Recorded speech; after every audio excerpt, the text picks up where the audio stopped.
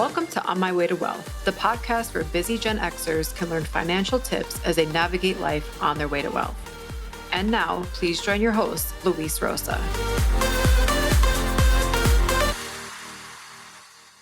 Hello, everyone, and welcome to another episode of On My Way to Wealth, Hispanic Heritage Month edition. My name is Luis Rosa, and I'm your host.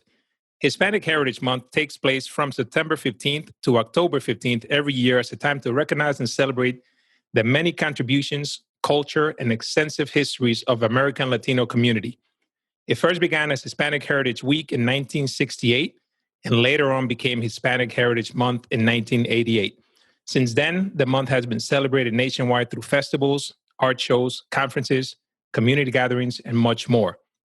The reason it starts on September 15th is because it celebrates the independence days of several Latin American countries, including Costa Rica, El Salvador, Guatemala, Honduras, and Nicaragua on September 15th, Mexico on September 16th, and Chile on September 18th. They also include holidays that recognize Hispanic contributions, such as Virgin Islands, Puerto Rico Friendship Day, which is celebrated in the U.S. Virgin Islands the second Monday in October. For this month, I'd like to highlight individuals who have made a great contribution in their chosen profession and the community at large. So now I'd like to introduce you today to our very special guest, Mr. Peter Guzman. Peter is an accomplished small business owner, real estate investor, and developer. Came to Nevada 45 years ago at the age of 2. Mr. Guzman has worked very hard in helping people achieve the dream of home ownership. His work has been recognized nationally by all of the major real estate organizations, and he has been recognized as the top producer for the entire company from 2002 all the way through 2009 with over $650 million in sales. And that's right, you heard me right, $650 million in sales. Mr. Guzman is currently the president of the Latin Chamber of Commerce, also known as the LCC, which is the most powerful Hispanic chamber in Nevada with over 45 years of community work and business representation. The Latin Chamber of Commerce is a beacon of light for the business community and a shining star of hope for those in need of assistance in our great community. And now, without further ado, Senor Peter Guzman. Welcome, Peter. Well, thank you so much for having me. I don't know how I could live up to all of that. My God. It's funny listening to it because for me, it represents, a tremendous journey that has had plenty of ups and downs, just like everybody else. But it's been an amazing journey, and thank you for having me and thinking of me on this special project of yours. Yeah, definitely. It's an honor to have you. I've seen you work throughout these years at the chamber, and every time I think about you, it's just like, how can I help? I mean, it's kind of like a sign that just looms over your head, and I'm just like, I got to get Peter on. So I appreciate you taking the time. I know you're super busy running the chamber and helping business owners achieve their dream, right? So tell me a little bit about your background, your upbringing, and then how it led to your career. Yeah, so I was born in Miami. My father's Cuban. He basically crossed an ocean, with the dream of having his kids have a better opportunity in the United States. So he left Cuba, I think at about 19 years old, left his family, left everybody, and he saw the writing on the wall with what was coming, and he got out of there. And I'm forever grateful for that. Born in Miami, like I said, and at about 2 years old, my father searched for a job, and there was a lot of job openings in Lake Tahoe. So the summer in Lake Tahoe, we went up there, and everything was good until winter came. My father had never seen snow, and winter was rough in Lake Tahoe, so he only lasted 3 or 4 months there and said, "We're going to Las Vegas." And we ended up in Las Vegas. And so I had a great childhood here in Las Vegas. I mean, when I say great, I mean, there were some times where it weren't so great, but you make the best of it. I did a lot of my learning and growing on 28th Street in Bonanza, which today I wear with a badge of honor. For a long time, I was kind of wasn't sure if I was embarrassed by that, proud of that, or what. But it was a hard journey. but a journey that led me to who I am today. So I now embrace it fully. And at about 16, I actually 15. A really critical moment of my life happened, and that is I met a girl who is now my wife of over 30 years. Wow. And she lived on the other side of the tracks, went to a private Catholic school, Gorman, and I met her at a football game at Chaparral at my school. And looking back, it was the greatest thing that ever happened to me, because she's definitely my soulmate, love her to death. And we have 2 kids, 2 incredible kids that are college educated and grinding in their careers now. So that's kind of part of the journey. As far as getting into my career in real estate, that's a story in itself. So I got married kind of young, about 21, and broke. And we lived the first 6 months, maybe 7 months, in my dad's house. And I was valet parking, working at valet parking, making pretty decent money. I was enrolled at UNLV for a class or 2, but I knew it wasn't really my thing. I was just doing it to do it because it sounded like the right thing to do. My wife was in college and working. So my dad says to me, "Listen, son, this is not a good way to start a marriage. Save as much money as you can. You're welcome to stay here, but save as much money as you can and get your own house." Right. So we saved money. And then one day I'm out in the circle, and a guy two houses down from my father, he starts talking to me, and I knew him, and he started telling me how he was losing his house, losing his wife, everything was falling apart. So a light lit up. It was all about timing, which life is all about timing. And believe it or not, I went and I rented a book. I don't even know if you call it rented, but I went to the library and got a book, checked out a book on how to do real estate. And I ended up negotiating for that house. And not only did I negotiate for that house, a light really went off in my brain I really was intrigued by that whole deal-making thing. And I told my wife, I said, I think I found out what I really want to do here. So, a little time went by. I eventually made a bold move and married young, got a house, and I decided to quit my job, quit valet. I went to my wife. I said, "Listen," and I thought she was going to freak out. She said, "Honey, I trust you. I believe in you. You do what we got to do." That's amazing. And so I went into a longer-term real estate school, and was the hungriest guy in that class. And I came out, and I never looked back. I was the rookie of the year, top producer. And I think what had to do with it was, when you find your passion, that's a key, right? Because it's not work now. It's something you look forward to every morning. I would look forward. Like I didn't even want to go to bed. I wanted to keep going and keep going. And I really loved the whole deal-making thing. And, I got off to a great start.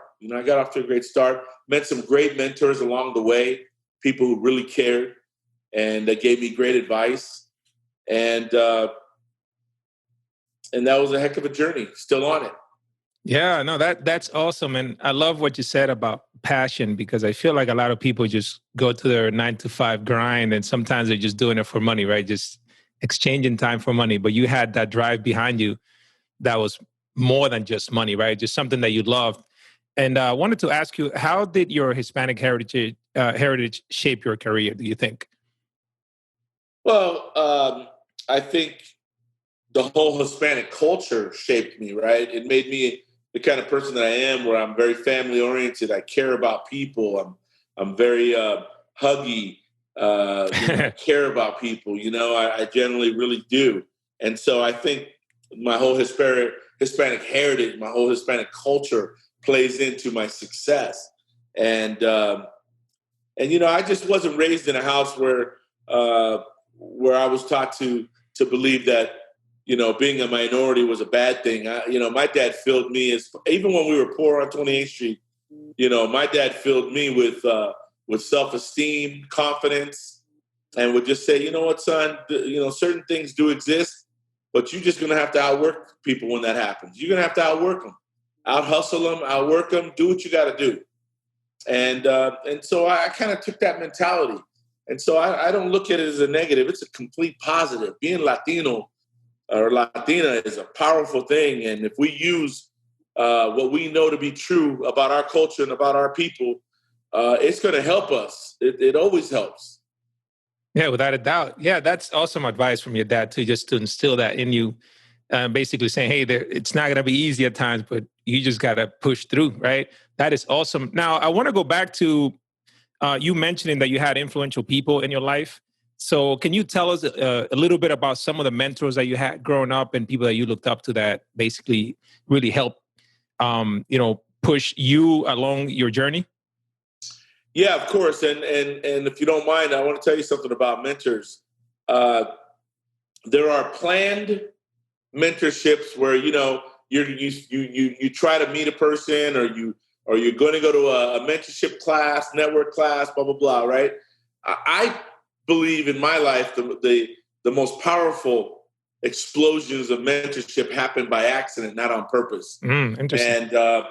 And some of them I initiated on purpose, but they weren't planned. They were just like, I'm going to meet certain individuals that I know are in this business. And so, first of all, my greatest mentor, my greatest friend, mentor was my father, by far. It's not even close. I mean, the advice and the love and the nurturing that my father gave me can never be duplicated. And so I always start there. But I did, while I was in real estate school, I knew the owner was in an office, and his name was Lynn Wardley. And I knew that I knew at some point I wanted to meet that guy. And so I finally made that happen just by walking right up to him and said, "Hey, I'm Peter Guzman. I'm in your real estate school. When I get out, I want you to know I'm gonna work really hard. I'm gonna be your top producer." I was a little cocky, but that's Latino. That's in our blood, right? We're confident, and he kind of liked that. And I remember when I finally got started, him and I spent some time together, and he gave me some great pointers. Things like do more listening than talking when you're sitting across from a client, because if you do more listening, you're going to get all the answers you need. You're going to know why they're selling. You're going to know what's going on in their life, and it's going to help you determine what you need to do next for them. And that was great advice, man. Just unbelievable advice. And the other thing he told me, because we're in sales, he said, "Peter, guys get into this business, they start making some commission, they start spending it very quickly, and they forget that they owe the IRS." And so, believe it or not, one of the greatest advice he gave me was, "Peter, you're going to do great in this business, I can tell. Start an account that is your IRS account, and every time you get a commission, put 20% in there. That way you act like you've never seen it." And today, that is one of the greatest advice he ever gave me, because a lot of guys around me got into big trouble. Yeah. They get behind, and now it's a cycle of being behind for a long time. So great. He was just a great mentor. And then along the way, I met a gentleman named Otto Merida. Otto was the founder of the Latin Chamber of Commerce. And, he just, again, gave me like a fatherly type of love and would just, tell me things to keep me grounded. When he felt like I was getting a little too good for my britches, he would bring me back down in a loving way and say, "Listen, don't ever forget that it's about the people. It's about the person sitting across you. That's the business you're in. It's not about you. It's about them." Things like that, I'll never forget.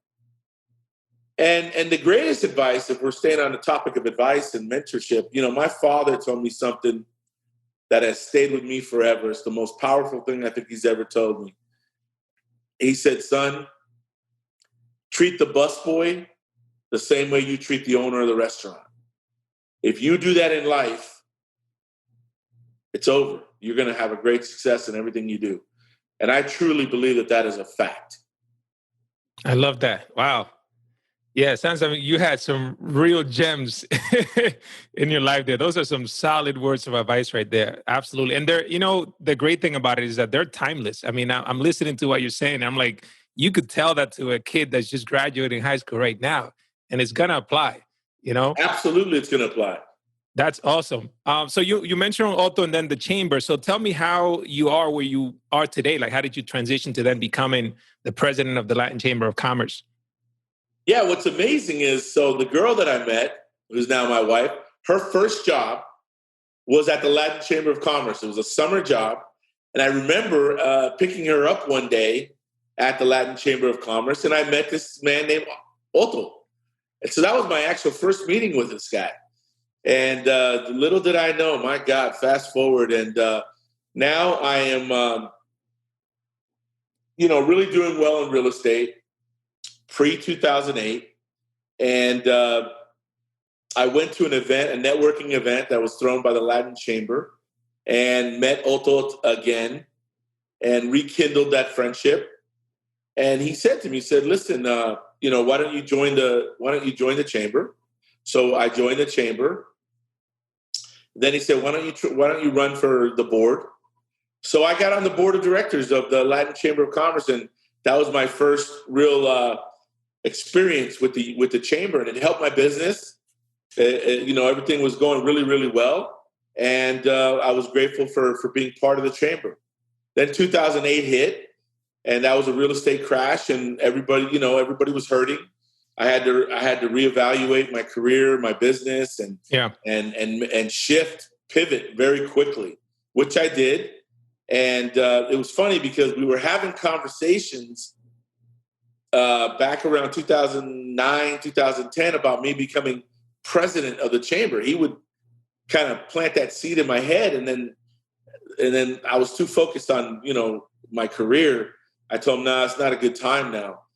So now we fast forward, and a few years later, that subject came up again. And between Otto and Maggie Petrell and Dan Tafoya and some others, they finally came to me again and asked me, if I would think about becoming president of the chamber. And I was intrigued by that. I was really intrigued. And I'll be honest with you, the chamber was not in great shape at that moment. Not because of anybody's fault. Otto was getting up there. He had been the president now for 38 years. Oh, wow.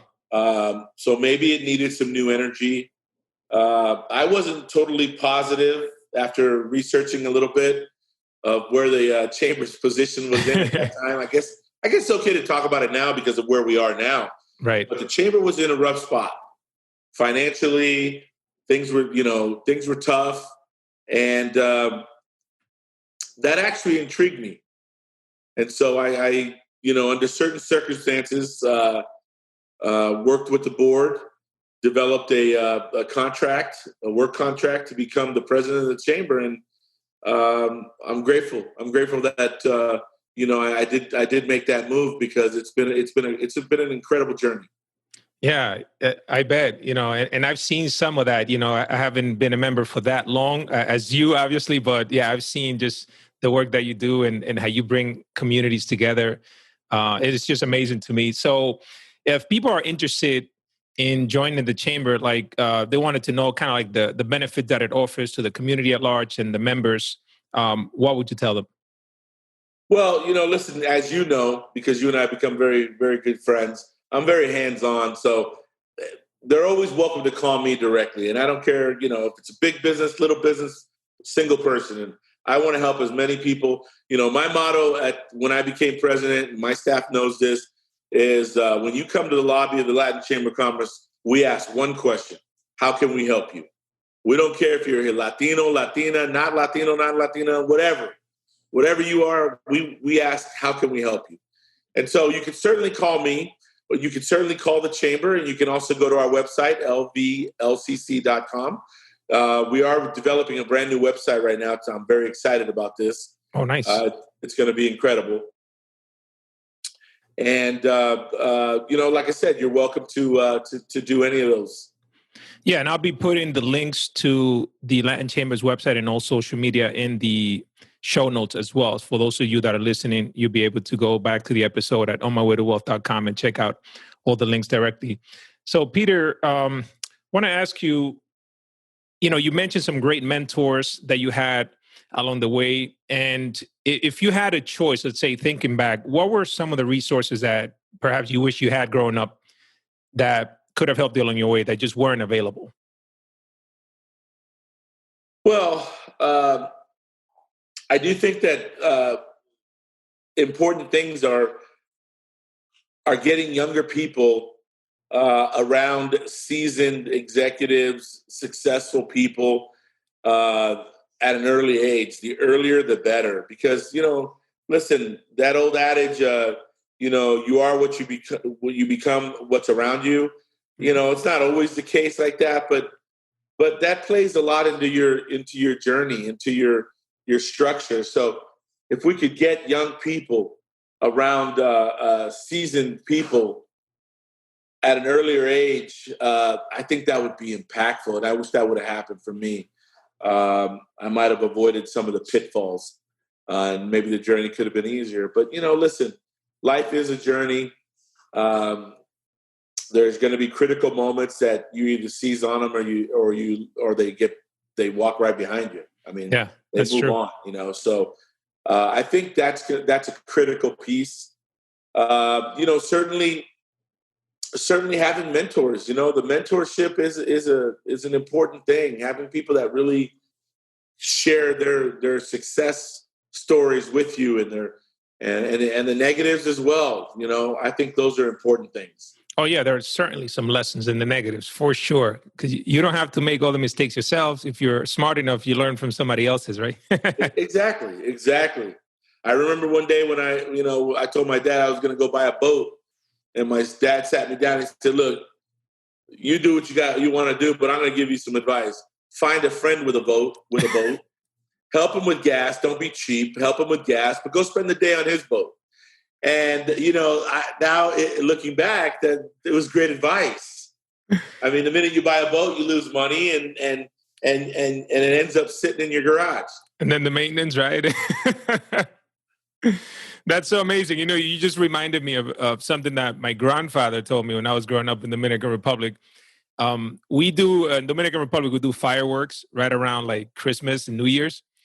And I just remember him telling me, like, look, you can just watch the same fireworks that your friends are buying. Like, you buying them yourself, like, you're not getting any extra benefit other than That's probably right. risking burning your hand, right? So he's like, let them buy the fireworks. You just sit back and watch anyway, right? So same type of advice, yeah. That was so funny. So thank you for sharing that. Now, when you look at today, then, do you feel like there's something still lacking or unavailable for Latinos as they work toward achieving their goals? Yeah, I mean, listen, the reality is that it's still tough for Latinos, Latinas to get access to capital. Traditional banking is still somewhat of a challenge. Some of it our fault, some of it their fault. We have to do better in understanding FICO scores, how you develop a good FICO score, how you develop good credit. But access to resources still an issue. We do our best at the chamber to improve that, and we won't stop trying to do that. But certainly, access to capital is a challenge. Yeah, small businesses, entrepreneurs. You know how it is. Without capital, it makes it that more challenging. yeah, absolutely. Yeah, no, that makes a lot of sense. Wanted to ask you, if you had one superpower, what would it be? If I had one superpower, what would it be? Wow. Freedom and democracy in every corner of the world. Like what we have here in America, man, too many of us take it for granted sometimes because we have it so easily. We have it.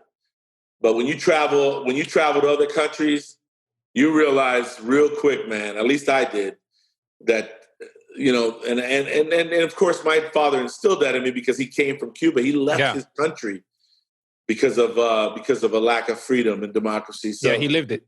Yeah, and it was powerful to me. It gets me emotional. It was powerful to me when my father said to me, "Imagine laying in bed, thinking about your dreams and your goals, and not being able to achieve them, having no chance to achieve them." Just imagine that for a second.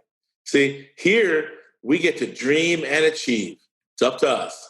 It doesn't make it easier, but it's available. Right. And that's why you see so many people trying to get in here and come here. You don't see very many people leaving. You see them coming because this thing called democracy and freedom is powerful. It's real. And by the way, it's very fragile as well. And we're seeing some very fragile times right now. And, it doesn't make me very happy. It's not perfect, but it's the greatest. So that would be my superpower, giving this freedom and democracy to all corners of this world. I love that. It's not perfect, but it's the greatest. I love it. What a gem, man. Thank you so much. What is one common misconception that you believe people have about Hispanics and Hispanic culture? I know you touched a little bit about that at the beginning. If you can maybe expand a little bit, what you think today is that people have a misconception about. I think a misconception is that Latinos are coming here trying to take people's jobs. The opposite. They're coming here to take advantage of entrepreneurship. Most of them are already entrepreneurs in their countries. Right. By just survival instincts, right? Because they don't have this set up the way we have it here, social services. So you have to become an entrepreneur to survive. And so they just come here. They're not coming here to take anything. They're coming here to contribute to entrepreneurship. And so I think that's the biggest misnomer. Yeah, and I second that for sure. Yeah, there's definitely that misconception. And some of the hardest working people I've seen, man, are Latinos, man, No doubt.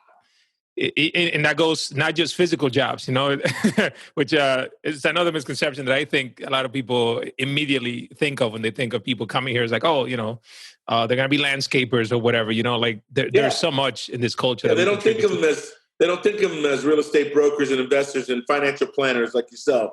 You know what I mean? Mm-hmm. And, that's still out there, but, we got to just keep knocking those dominoes down. Without a doubt. Yeah. So now I want to switch gears a little bit, Peter, and lighten the mood a little bit and go into some just a little fun stuff and ask you a few questions. So the first one is, what do you love about being Hispanic? Oh, man, what I love about being Hispanic is just our culture, man. Our culture of love and family. It's a blessing. I'm not saying other cultures don't have that, but I'm just saying that's a blessing in my culture. I know that. Yeah, for sure.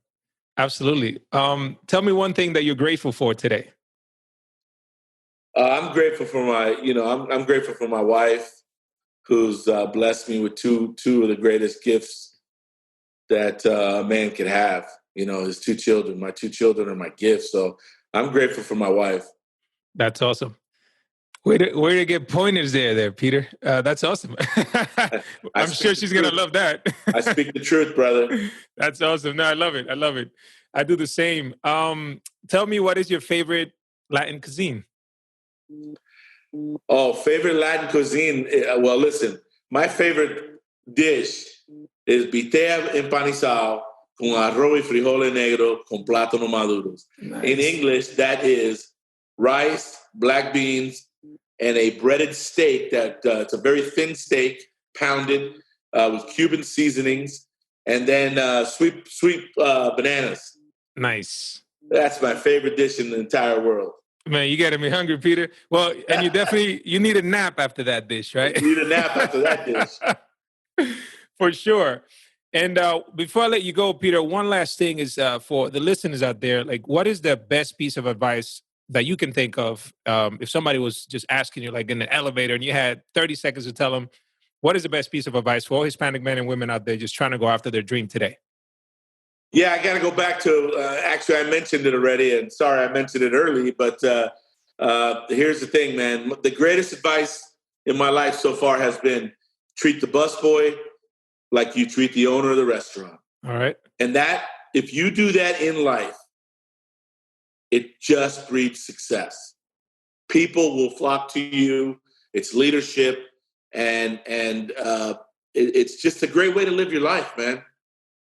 Yeah, absolutely. No, I love that. And I'll give you a second one just because I kind of used that one earlier. I'll give a second one that I've kind of really implemented only in the last 10 years of my life because someone had mentioned it to me. And it seems to really work. And that is, don't make drastic, emotional, immediate decisions. Take a deep breath and always imagine yourself in that other person's shoes. If that has really worked well for me, right? I'm taking the time now to not be so, instinctive and immediate, and taking a deep breath and imagining myself in that person's shoes. It's called reflection, right? You're reflecting. That's an important component. Yeah. And, I like that because it can apply to not just business, but also your personal relationships, like, with Everything. your spouse as well, for sure. Yeah, everything. Yeah, sometimes we get charged up, right? And just act out of the emotion you're feeling. That's right. Yeah, that's awesome, Peter. Thank you so much. I think, this is amazing, man. I can't wait to hear this again because you just dropped so many gems that to me it was just amazing. And so I really thank you for taking the time out. I know you're super busy running the chamber and helping all those members out. So I'll be sure to put all the links to the chamber and the social media in the show notes at onmywaytowealth.com. Thank you, everyone, for listening. Thank you for your kind words, Luis. You have become a dear friend and a great member of the chamber, and you're really out there grinding. And I'm telling folks out there, if you're listening, this is a man you can trust. You can trust him with your money, and that's a big deal. So look for him and reach out to him. I appreciate that, Peter. Well, thank you all. This has been a great episode. I look forward to seeing you all in the next episode. If you have any questions, send me an email at luis@onmywaytowealth.com. I'm also offering a complimentary 30-minute consultation. If you're interested in financial planning, you can go to buildabetterfinancialfuture.com and schedule an appointment. And I'll see you in the next episode. Thank you, Peter. Thank you. Thank you for listening to On My Way to Wealth. If you have any questions, please send me an email at luis@onmywaytowealth.com. The information provided here is for information and education purposes only. The opinions expressed herein are solely those of myself, unless otherwise specifically cited. Material presented is believed to be from reliable sources, and no representations are made by my firm or myself about other parties' information or accuracy or completeness. All information or ideas provided should be discussed in detail with a financial advisor, accountant, or legal counsel prior to implementation. Thank you.